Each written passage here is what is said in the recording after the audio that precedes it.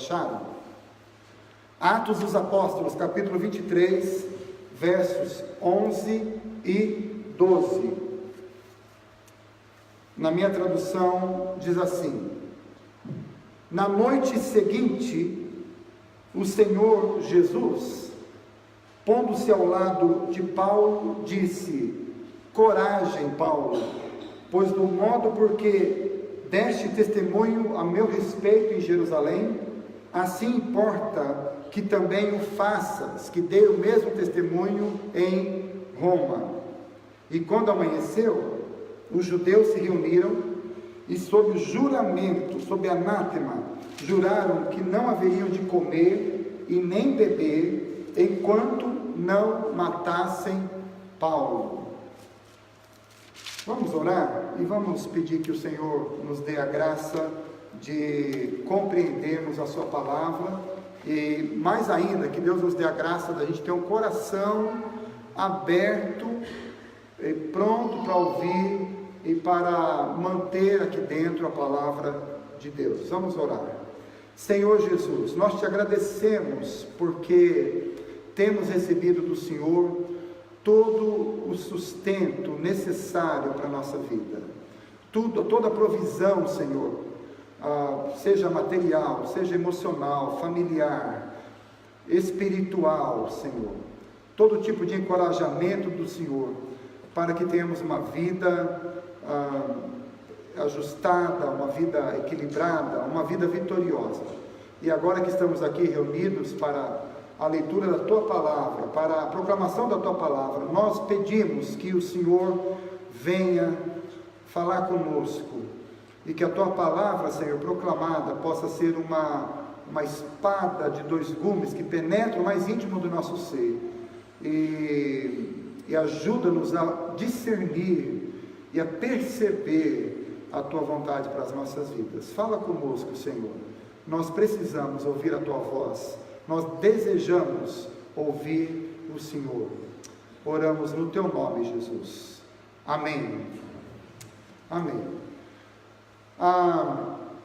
Existe um ditado, e vocês vão completar esse ditado para mim, que eu sei que vocês conhecem, tá bom? Um ditado curtinho, que eu tenho certeza que vocês já ouviram.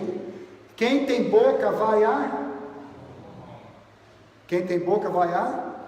Roma. Já ouviram esse ditado, né? Não sei de onde, desde quando eu conheço esse ditado. Quem tem boca vai a Roma. Você sabe por quê? Havia uma outra frase que diz que todos os caminhos levam a Roma. E sabe por que isso? Porque há 2000 anos atrás, Roma era o centro do mundo. Era o centro do mundo, era Roma. Era o centro do império militar. Quando você assiste filmes sobre a antiguidade ligada a Roma, vocês veem o aparato bélico que eles tinham, e era verdade mesmo, eles eram fortes militarmente, o modelo de uma força militar era Roma. Eles eram o centro econômico, porque todos os caminhos levavam a Roma, por causa do comércio. Então, havia uma facilitação de estradas para levar a turma para Roma. Eles tinham que facilitar o caminho, porque o comércio é todo para lá, e a turma ia lá para comprar também. Então ia para vender e ia para comprar. Então eles facilitaram o caminho, e eles tinham uma coisa chamada a Pax Romana, a paz romana, que era um período de paz que eles tinham, que foi a época que Jesus nasceu. Deus preparou tudo para a vinda de Jesus, inclusive preparou Roma, e os caminhos que levavam a Roma. Outra coisa, Roma era o centro cultural também. Então, enquanto da Grécia eles absorveram os filósofos, em Roma eles tinham as leis, né? Há muitos países que o direito que eles usam, né? O estudo do direito vem lá de Roma. Então Roma era o centro do mundo nessa época aqui, que Paulo escreveu, ou que Lucas escreveu o livro de Atos, né? E é por isso que surgiram esses ditados: todo caminho leva a Roma. porque Roma era o centro do mundo. Agora, o que você não sabe é que o apóstolo Paulo cunhou, ele fez, talvez sem querer, um outro ditado sobre Roma. E o ditado que Paulo fez sobre Roma é: quem tem fé vai a Roma. Esse foi o ditado do apóstolo Paulo. Quem tem fé vai a Roma. E eu quero explicar para vocês hoje por que é que quem tem fé vai a Roma, tá bom? Você vai sair daqui entendendo o porquê disso. Quem tem fé vai a Roma. Agora, esse texto, ele fala da fé, naturalmente, como você já está entendendo, mas ele é um texto que mostra como um homem de Deus enxerga o sofrimento. Ele trata do olhar de um homem de Deus sobre o sofrimento, ou sobre as contrariedades da vida, que são duas coisas que a gente sempre tem, né? São duas coisas que a gente sempre enfrenta. Ou você passa por sofrimento, ou você passa por contrariedade. Num dia você tem um, no outro dia você tem outro. Alguma coisa a gente sempre experimenta na nossa vida. E esse texto nos ajuda a entender um pouco o olhar de Paulo sobre as contrariedades da vida, sobre o sofrimento, e como é que ele reagia, e como é que, a partir disso, Deus nos ensina a também ter um olhar sobre as contrariedades da nossa vida, sobre os sofrimentos que a gente passa na nossa vida. Eu quero tratar um pouco sobre isso com vocês. Então, esse texto que eu li, eu poderia ter lido mais até, mas eu quis ganhar tempo. Fala sobre o momento em que Jesus apareceu para Paulo, antes dele começar a viagem dele para Roma. E se você ler o contexto anterior desse texto aqui, você vai descobrir que Paulo estava passando um perrengue na vida dele. A turma querendo matar Paulo, os judeus perseguindo Paulo, inventando mentiras sobre ele, mobilizando gente para pegá-lo, para espancá-lo, para apedrejá-lo. Era uma loucura. Ele tinha que estar na cidade e de olho em todo mundo para saber quem era o que ia levantar contra ele. Era uma loucura, e Paulo estava assim, sofrendo risco de vida todo dia. E no meio disso tudo, dessa tensão, Jesus apareceu para ele e falou: Paulo, fique tranquilo, ninguém vai botar mais você. Do jeito que você está testemunhando de mim em Jerusalém, você vai testemunhar de mim em Roma. Então Jesus colocou no coração de Paulo a certeza que ele iria a Roma pregar o evangelho lá. Isso ficou no coração do Paulo. Agora, o texto que eu li seguinte, o verso 12, vocês vejam aí, depois que Jesus apareceu para Paulo, na manhã seguinte os judeus, um grupo de judeus prometeu que eles nunca mais iam comer nem beber, enquanto não matassem Paulo. E morreram de fome, né? Porque eles não conseguiram. Mas eles prometeram: nós não vamos comer nem beber, até o dia que a gente mata Paulo, até o dia de nós matarmos. Então vocês vejam que Paulo, naquela tensão de morrer, aí Jesus aparece para ele, alivia o coração. No dia seguinte já vem gente tentando matá-lo de novo. E aí quando você vai para os capítulos 27 e 28, você vai ver o que é sofrimento e o que é contrariedade. Os capítulos 27 e 28 de Atos nos contam como é que foi a viagem de Paulo para Roma. Primeiro que a viagem demorava meses e meses. Não tinha um avião, né, que você pega aqui e amanhece lá. Meses e meses. Tinha que passar o inverno, tinha os furacões, enfim, era uma série de problemas. Então, quando você lê o capítulo 27 e 28, você vai descobrir que na viagem de Paulo, quando ele foi para lá, ele pegou tempestade brava, que quebrou todo o navio, acabou com o navio.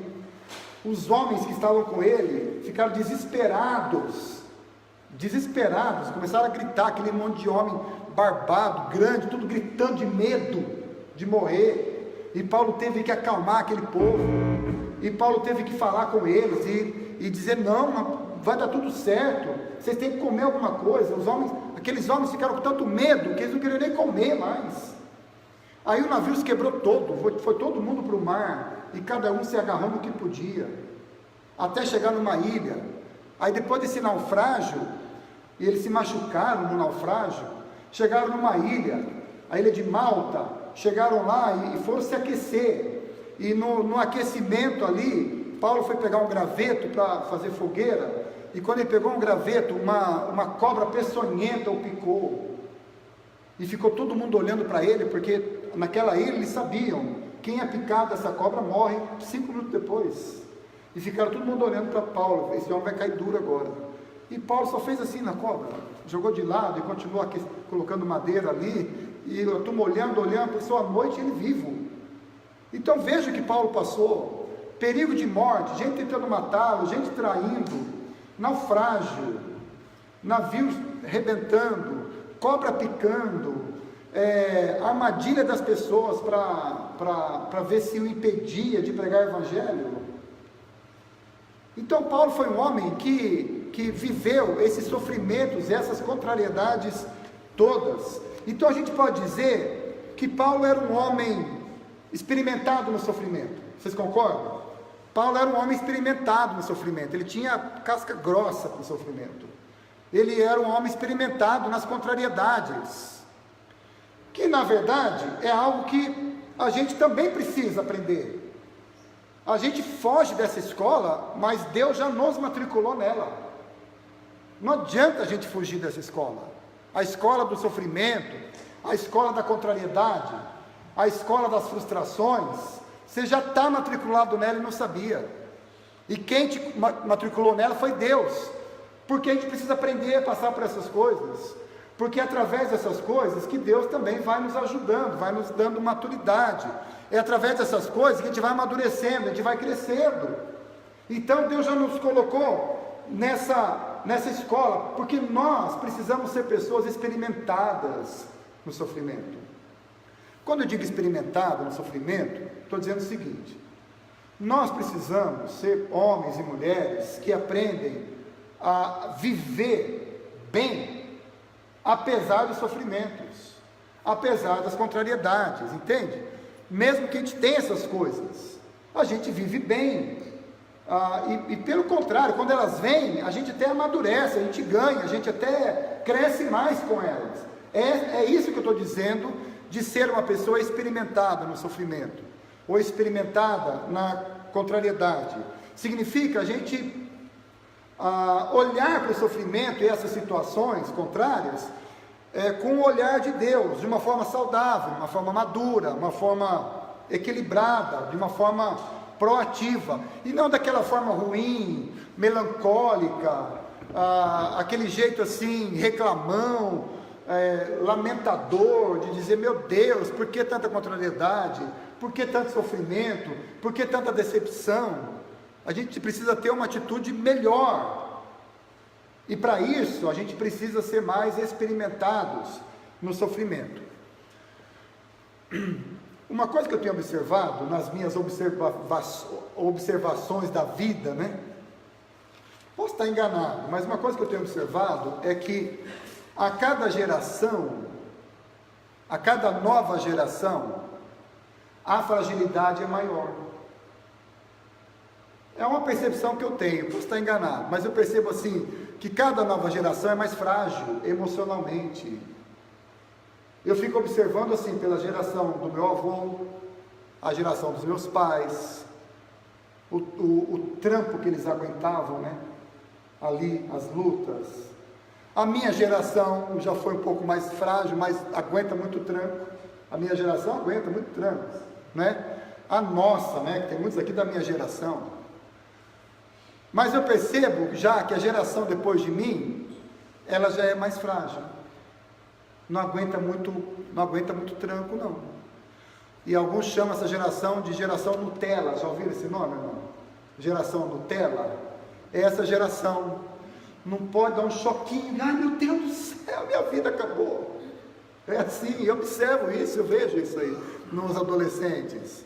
Não pode ter nada. Qualquer contrariedade é motivo de crise. Qualquer frustração, meu Deus, preciso de um psicólogo, estou em crise. Qualquer frustraçãozinha que deu, perdeu o filme das 3 da tarde, já ficou frustrado, ai meu Deus do céu. Choveu no dia da festa, ai meu Deus, preciso de um psicólogo agora.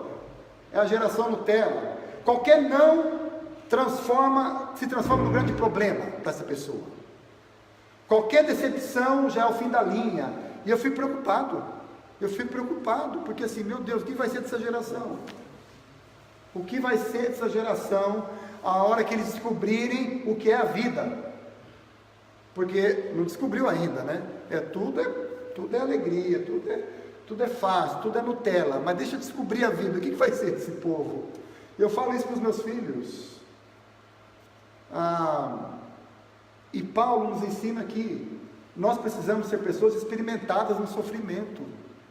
A gente precisa aprender a lidar com essas coisas, lidar com as contrariedades, lidar com um filho fervente de febre, que não passa, lidar com passar a noite inteira acordado no hospital, lidar com doenças que não são fáceis de serem curadas, de tratamento, de cirurgia, lidar com gente difícil, com gente problemática,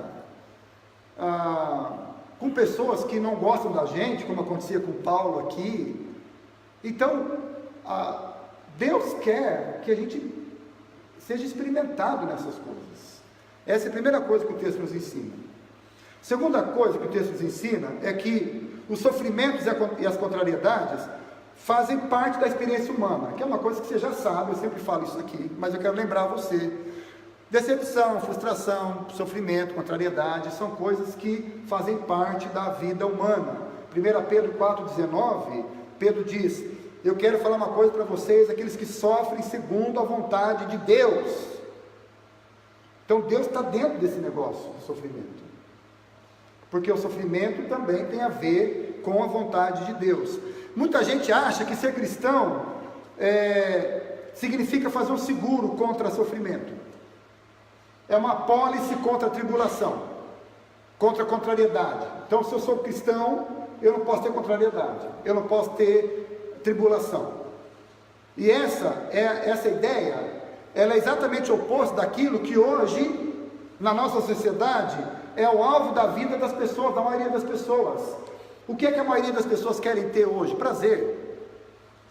Então, são duas coisas completamente opostas. Ou você tem prazer ou tem sofrimento. É o que as pessoas pensam na cabeça dela. As pessoas acham que é impossível você ser feliz se você tem problemas. É impossível você estar contente se você tem contrariedade. Na cabeça das pessoas é assim: ou você tem prazer e você é uma pessoa alegre, feliz, ou você tem problema. O Evangelho nunca falou isso para a gente, pelo contrário, a Bíblia nos ensina que sofrimento e alegria, contrariedade, contentamento, são coisas que andam juntas, o tempo todo. Nós que fizemos essa separação, mas a Bíblia nunca fez. Mas essa geração crê assim, que tem que ter prazer, e as pessoas buscam prazer incessantemente, freneticamente, a todo custo. E é por causa dessa ideia, dessa busca do prazer, que as pessoas adiam resoluções que elas têm que tomar, adiam decisões, elas adiam definições, e elas vão adiando, preste atenção nisso, as pessoas vão adiando uma série de questões na vida delas, porque elas sabem que aquilo vai dar trabalho, aquilo vai gerar algum tipo de sofrimento, algum tipo de desgaste, algum tipo de tribulação para a vida dela. Então elas vão adiando. Então elas sabem que elas têm algumas resoluções que elas precisam fazer, mas não fazem. Deixa para lá, isso vai dar problema para mim, isso vai me dar trabalho, não quero fazer isso não. Decisões que ela precisa tomar, mas não toma, porque aquilo vai trazer problema também, vai trazer desgaste, e as pessoas não querem ter esse tipo de desgaste. Você sabe que a palavra decisão,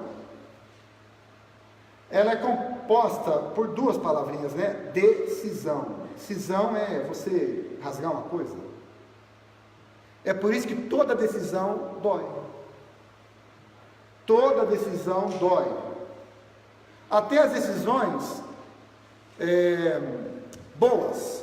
Por exemplo, você decide colocar o seu filho na escolinha. Já deu o tamanho dele, já deu a idade dele, e você vai colocar o seu filho na escolinha. É uma coisa boa, não é? Colocar o filho na escola, não é? Agora, você que é mãe, me fala aqui, não doeu o primeiro dia que você foi lá deixar ele na escolinha? Doeu ou não doeu? Doeu. E para os pais também dói. Eu lembro, quando eu fui colocar meus filhos na escola, primeiro dia, nós deixamos eles ali, a professora falou, não pai, fica tranquilo, vai dar tudo certo, ele não vai ligar, não vai ter problema nenhum. E eu vi minha filha indo, né?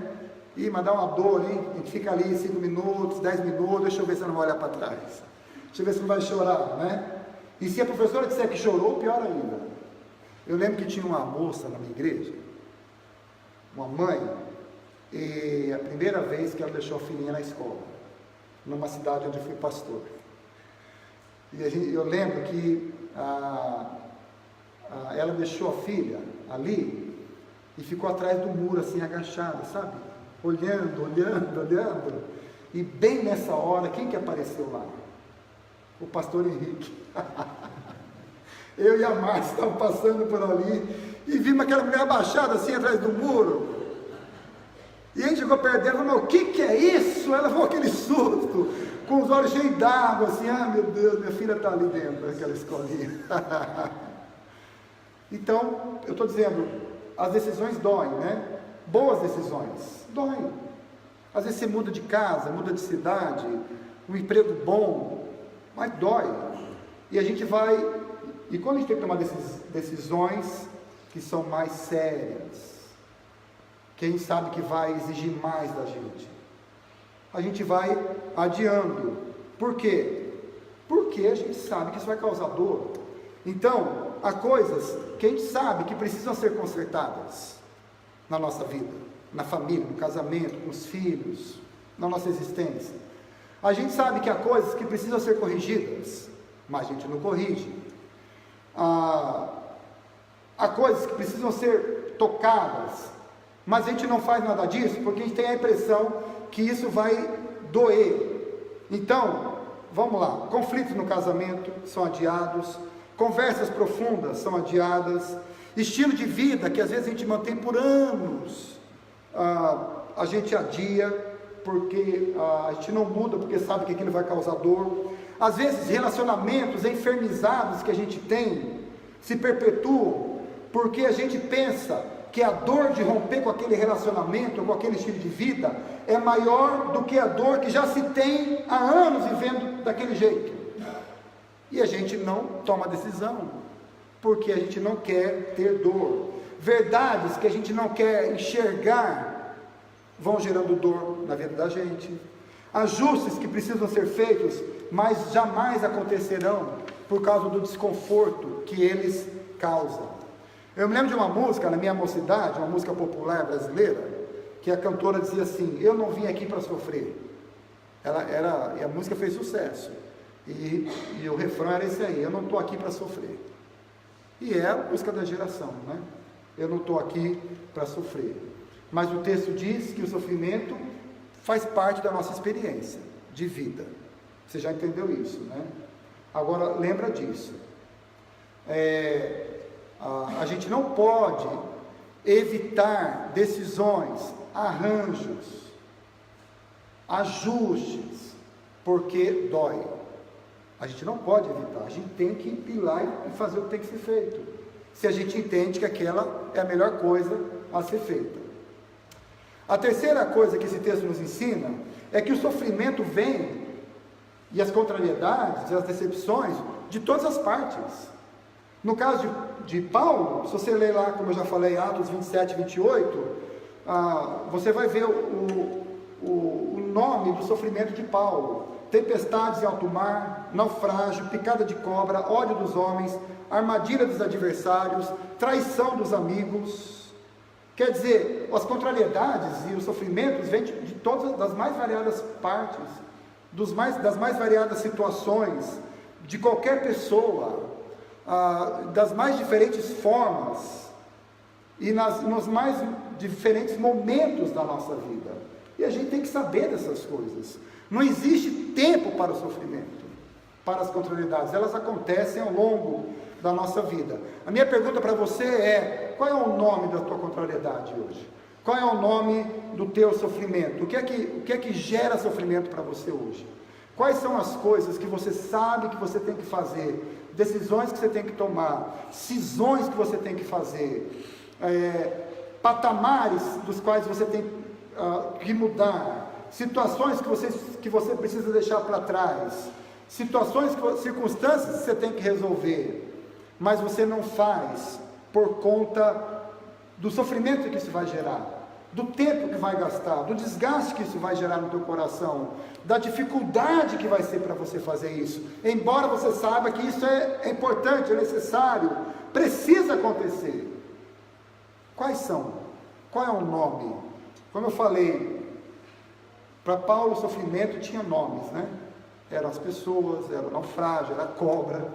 Qual é o nome do teu sofrimento? Das tuas contrariedades, das situações que você precisa resolver.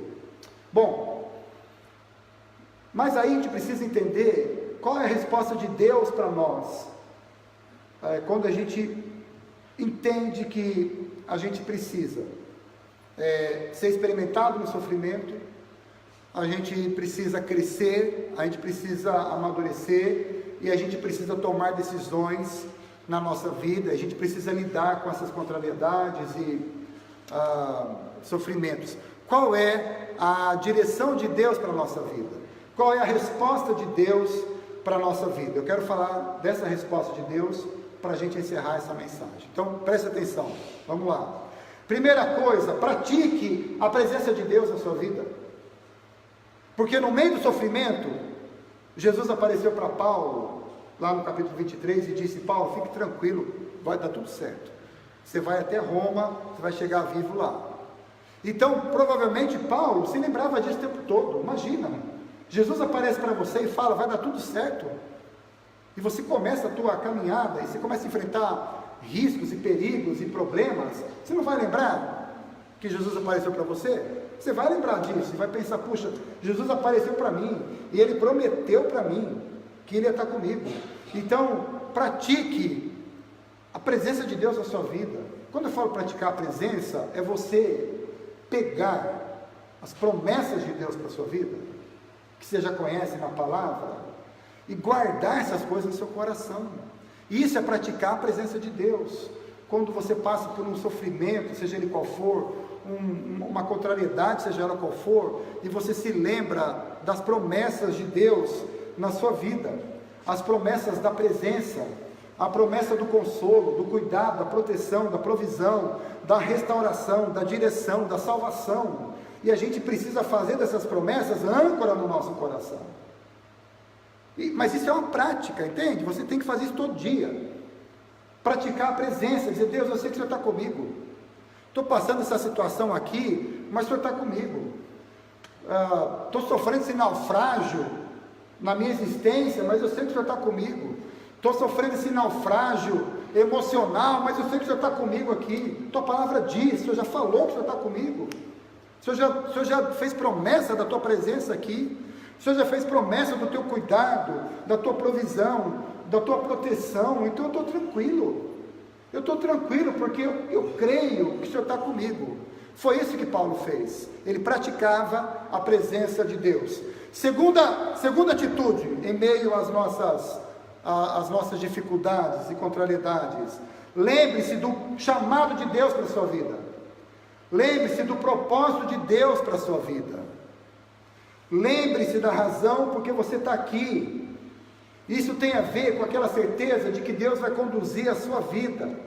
E quando no meio do sofrimento e contrariedade, desgaste, situação contrária, você se lembra do chamado de Deus para você, você se lembra que um dia você ouviu a voz de Deus, Ele chamou você para segui-lo, Ele chamou você para andar com Ele, porque Ele tem planos na sua vida, de usar a sua vida de muitas formas, na sua família, no seu trabalho, com as pessoas que te envolvem, que andam ao redor de você. Quando você entende isso, eu tenho uma missão nesse mundo, eu tenho uma missão. Isso vai trazer senso de propósito para você. E isso vai gerar esperança no seu coração, porque você pensa assim, você pensa nisso, eu tenho uma missão aqui. Por exemplo, vamos dizer que você que é mãe, e você está dirigindo à noite numa estrada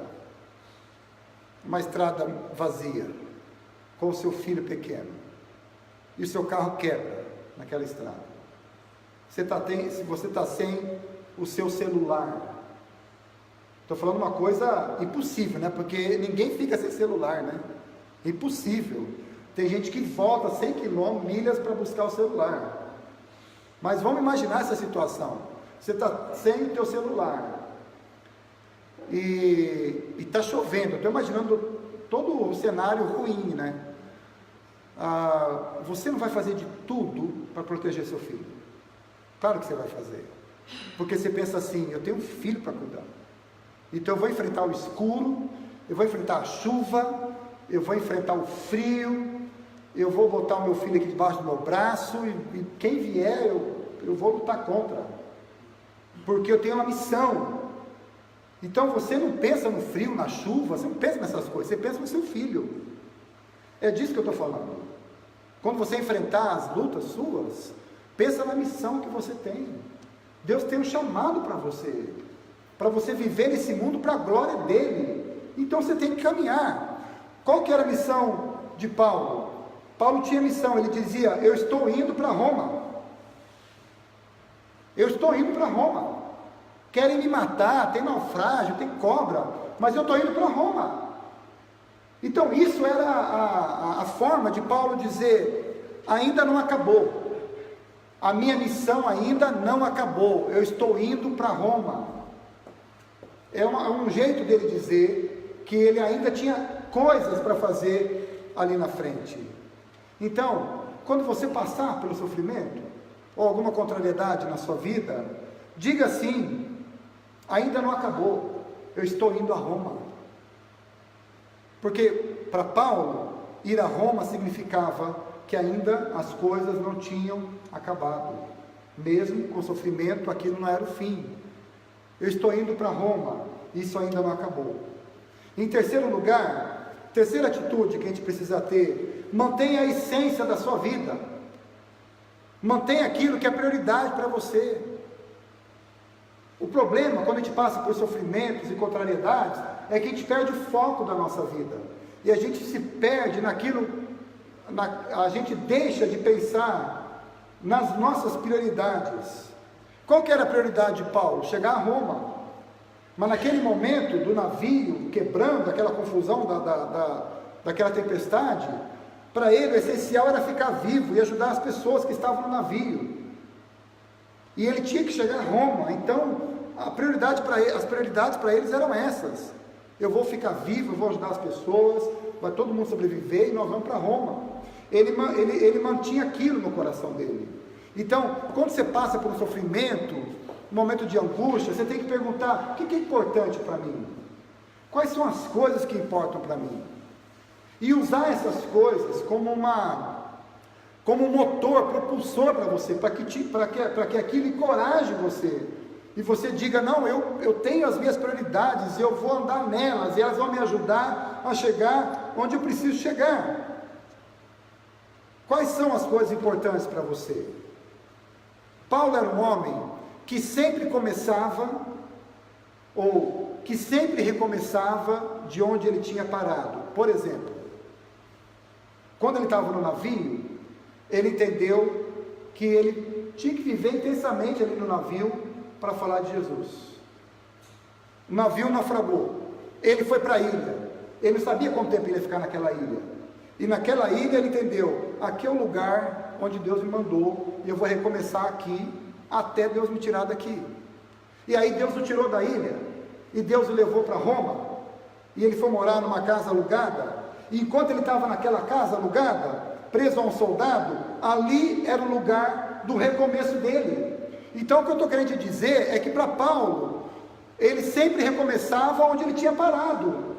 Onde eu estou agora, no navio, é aqui que eu vou viver. Onde eu estou agora na ilha, é nessa ilha que eu vou viver. Onde eu estou agora, numa casa alugada em Roma, com um soldado ao meu lado, é aqui que eu vou viver. É assim que Paulo pensava. Então ele sempre recomeçava, todo dia ele recomeçava, todo dia era uma nova caminhada para ele, mesmo já tendo passado tudo que ele já tinha passado, e mesmo tendo a possibilidade de passar coisas piores ainda na vida dele, ele continuava ali, trabalhando e recomeçando, porque era um lugar para recomeçar. Essa é a atitude que a gente tem que ter. Mantenha a essência. Onde é que eu parei? Eu vou recomeçar hoje, e eu vou continuar hoje, porque Deus tem alguma coisa para a minha vida. Não importa se eu estou no navio, se eu estou numa ilha, se eu estou numa casa, se eu estou dentro do carro, não importa, mas eu vou recomeçar, porque é o que Deus tem para a minha vida. Isso significa manter a essência da sua vida. Você mantém aquilo que é importante para você. Eu não sei se você já ouviu a história de um homem chamado Thomas Carlyle, não sei se é assim que fala. Esse homem foi um escritor muito famoso do século XIX. Ele era um escocês do século XIX. E uma vez ele foi, ele era um conferencista, um escritor famoso, e ele foi desafiado a escrever um livro chamado A História da Revolução Francesa. Naquela época não tinha máquina para ele, não tinha computador, nem máquina de datilografia, nada. E ele teve que escrever à mão os 3 volumes. Demorou 3 anos para ele escrever esse livro. 3 anos. Aí ele pegou todo o manuscrito dele, né, aquele camalhar de folha, levou lá para o editor dele e disse: ó, acabei meu trabalho. Quanto tempo você demorou? 3 anos. Ah, ótimo, daqui que eu vou revisar e nós vamos publicar. Aí ele foi para casa. Aquele editor pegou aquele camalhar de folha e colocou assim numa cestinha e disse: eu vou viajar, amanhã eu volto, e quando eu voltar eu vou ler tudo isso aqui, vou revisar tudo, que é muita coisa. E enquanto ele estava viajando, naquele frio, a moça que trabalhava na casa dele, limpando ali tudo, viu aquela cestinha do lado ali da lareira e pensou assim: é papel para fazer fogo. Pegou aquele camalhar todo e jogou na fogueira. Quando o editor chegou da viagem, falou: fulano, vem cá um pouquinho, cadê aquelas folhas que estavam aqui? Ah, aquela lá, doutor, fiz fogo com ela, joguei tudo na fogueira. Aquele homem quase morreu de nervoso. Agora, quem quase morreu de nervoso foi o Thomas, porque o editor chamou ele e falou: Thomas, sabe aquele trabalho teu de 3 anos? Sei, virou cinza. E a história conta que esse Thomas ficou tão deprimido, tão contrariado, que ele entrou na casa dele, fechou as cortinas por mais de 3 semanas.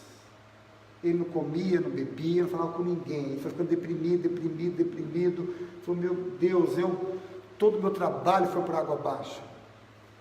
Aí um dia, ele abriu a cortina, resolveu abrir a cortina da casa dele, e havia um pedreiro na frente da casa dele, trabalhando no muro de uma igreja muito antiga, e aquele muro, por alguma razão, tinha caído lá. Tinha tido chão abaixo.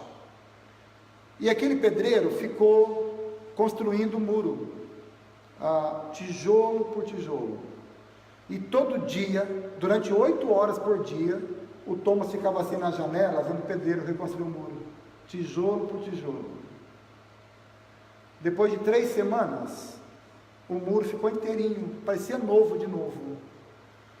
E quando o Thomas viu aquilo, ele falou: se esse homem construiu tijolo por tijolo e reconstruiu o muro, eu vou reescrever o livro de novo. Aí ele sentou-se e começou a reescrever a história da Revolução Francesa. Demorou 2 anos para fazer isso. Acabou, entregou para o editor. Você já mandou a moça embora ou não? Não, ela está aqui ainda. Então conversa com ela. Entregou as folhas para ele. E esse livro se tornou um dos livros mais importantes do mundo. A história da Revolução Francesa. se o sofrimento, as circunstâncias eventualmente destroem alguma coisa na nossa vida, a gente precisa começar tudo de novo, tijolo por tijolo, não importa o tempo que isso vai demorar. Amém? Então vamos terminar essa palavra. Eu quero dizer o seguinte para você: quem tem boca vai a Roma, mas quem tem fé vai a Roma, porque quem crê em Jesus e quem segue a Jesus por toda a sua vida, jamais ficará pelo caminho. Quem segue a Jesus jamais será derrotado pelo sofrimento. Quem segue Jesus jamais será derrotado por ventos contrários. Quem segue a Jesus, quem crê em Jesus, jamais se afogará nas águas das aflições.